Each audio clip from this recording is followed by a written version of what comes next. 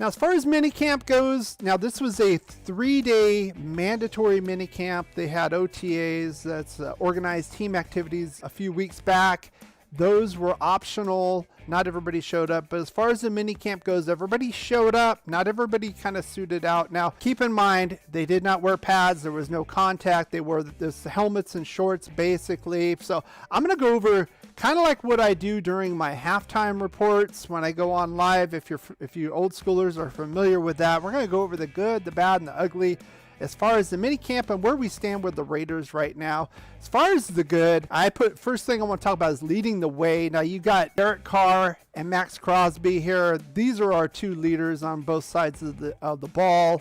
They're kind of goofing around. Not only that, though, they're true leaders. And I'll say this, Josh McDaniels also exhorting the leadership of Derek Carr. Not only a good quarterback, but he comes in early, stays late. He loves the game of football. And that's kind of players we need on this team. Same thing with Max Crosby. And compliments from him were coming from Chandler Jones, that we are a big free agent signing on the defensive side. And basically, Chandler's saying that Max is, keeping him on his toes, getting the most out of him. So that is a very good sign, especially with a young player like Max Crosby coming in and showing that leadership by example. Now, the next one I want to talk about is here. I put Roll Tide right tackle. Predominant snaps on the first team during minicamp were taken by, I'll let you guess,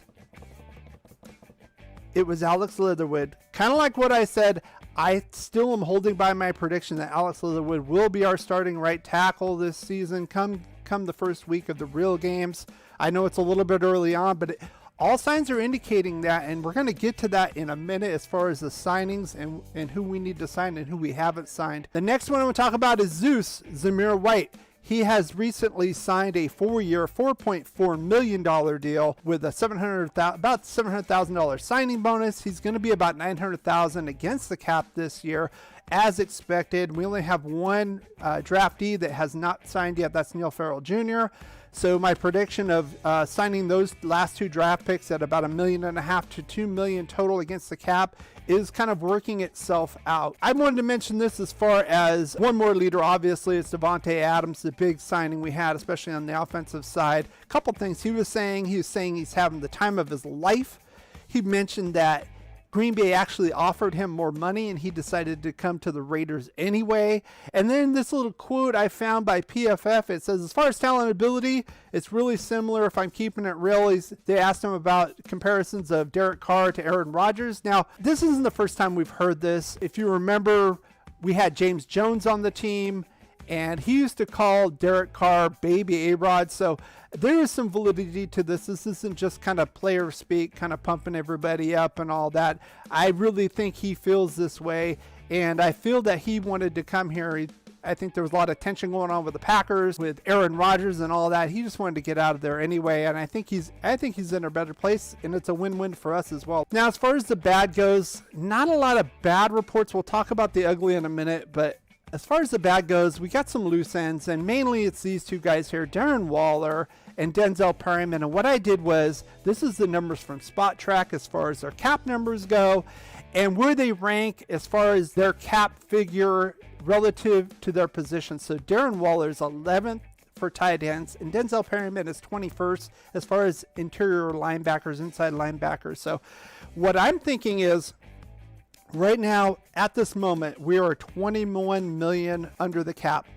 Remember, we talked about 22 last week, but we had to extend Renfrow. Now, the Renfrow extension, the details have not come out as far as anything towards this year's cap. As far as we know right now, everything is 23 and 24, 2023 and 2024. So there is still some room to give him a few million this year anyway. But I was looking at Waller and Perryman and thinking, well, how much would they need this year to put them like in the top 5 at their positions as far as getting paid? Waller would probably need about $4 more million, and Perryman about 8. So combined would be about 12 million.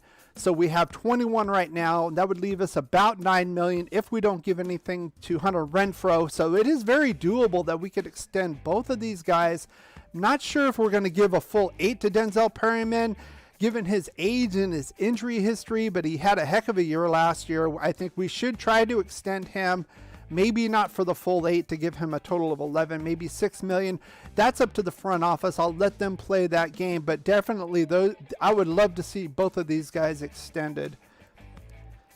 Now let's talk about the ugly, and that's Josh Jacobs. Now there was early reports that this guy wasn't even at minicamp. That was wrong. He was there, but he didn't basically suit out. He didn't come out, do the drill. So basically, like I said, no pads, no contact, helmets and shorts. They would go out in the morning because, of course, it's Vegas. It gets hot. They go out in the morning, do their outside drills, their exercises and that, and then they would come in the afternoon, look at film, strategize, and playbook and all that kind of stuff indoors. Josh Jacobs, among others, were not several others were not participating. I'm going to go through all of them as far as the outdoor exercise type activities. There were some like, Denzel Good, Kenyon Drake, of course.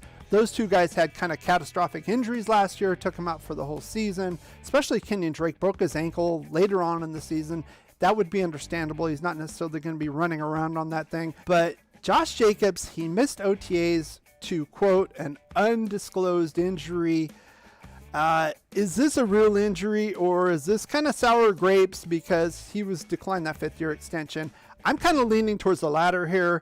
Plus, we drafted Zamira White pretty much to take his place starting in 2023. He knows that. If we wanted him around next year, we would have extended him another year. I don't think he's going to be around for more than a year, but frankly, if he's kind of sandbagging it, I think that kind of shows the kind of mentality he has, and it's kind of reflective of the old regime, the way they picked players. And I don't want to go into all that, but the track record of those guys was not very good. Again, I like this guy. He's very talented, but he gets hurt a lot. I like I said before, I don't feel we can rely on him for a full 17-game season. He has not shown it, and quite frankly, his performance has been on the decline since his rookie season. When you have great coaches, then after you have great coaches, you get great players.